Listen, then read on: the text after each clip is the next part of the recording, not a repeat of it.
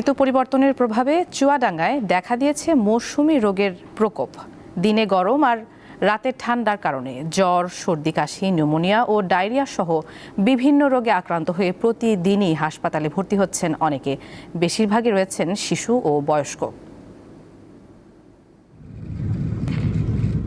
চুয়াডাঙ্গায় আবহাওয়া পরিবর্তনের প্রভাব পড়েছে জনস্বাস্থ্যে। গত 2 সপ্তাহ ধরে দিনে তাপমাত্রা বাড়লেও রাতের দিকে এখনো শীত, ফলে বেড়েছে বিভিন্ন রোগের প্রাদুর্ভাব। হাসপাতালে বাড়ছে রোগীর চাপ। সন্ধ্যেবেলা জ্বর আসে, এসে ওই জ্বরে আমার কাঁপুনি হয়, থরথর করে কাঁপি। আমার 1 সপ্তাহ ধরে জ্বর আসছে, আমি ওষুধ খাচ্ছি, ছাড়ি যাচ্ছে, আবার আসছে, খাচ্ছি, ছাড়ি যাচ্ছে, আবার আসছে। তো ঠান্ডা, জ্বর, কাশি এই সমস্যা আমাদের পারিবারিকভাবেও দেখা দিয়েছে। পাশাপাশি প্রতিবেশী যারা আছে তাদেরও আমরা দেখছি যে একই রোগে আক্রান্ত হচ্ছে। গত 1 সপ্তাহে জেলা সদর হাসপাতালের বহির্বিভাগে প্রায় 5000 রোগী চিকিৎসা নিয়েছেন। 25 ফেব্রুয়ারি থেকে 9 মার্চ রাত 10টা পর্যন্ত 13 দিনে শিশু ও ডায়রিয়া ওয়ার্ডে ভর্তি হয়েছে 553 জন। এর মধ্যে শিশু ওয়ার্ডে ভর্তি হয়েছে 313 জন এবং ডায়রিয়া ওয়ার্ডে ভর্তি হয়েছে 340 জন। শিশু রোগী আমাদের প্রতিদিনই 300 ক্রস করে, কোনো দিন 350 ক্রস করে যায় আউটডোরে।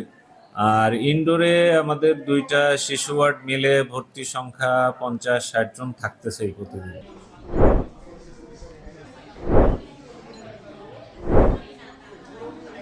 দিনের গরম ও রাতের ঠান্ডার তীব্র ব্যবধানের কারণেই এসব জটিলতা দেখা দিচ্ছে বলে মত বিশেষজ্ঞদের। এখন যেহেতু আবহাওয়া চেঞ্জ হচ্ছে, সেই হিসাবে আমাদের অনেক সতর্ক থাকতে হবে। বাচ্চা যাতে না ঘামে সেদিকে খেয়াল রাখতে হবে, একটু খোলামেলা পোশাক পরে রাখতে হবে, আবার ঘামে না যেন সেদিকেও খেয়াল রাখতে হবে। যেহেতু ডায়রিয়া খুব বেশি হচ্ছে এই সিজনে, কাজেই সেই ক্ষেত্রে সবসময় পরিষ্কার পরিচ্ছন্ন থাকতে হবে, ফ্রেশ খাওয়া দাওয়া দিতে হবে।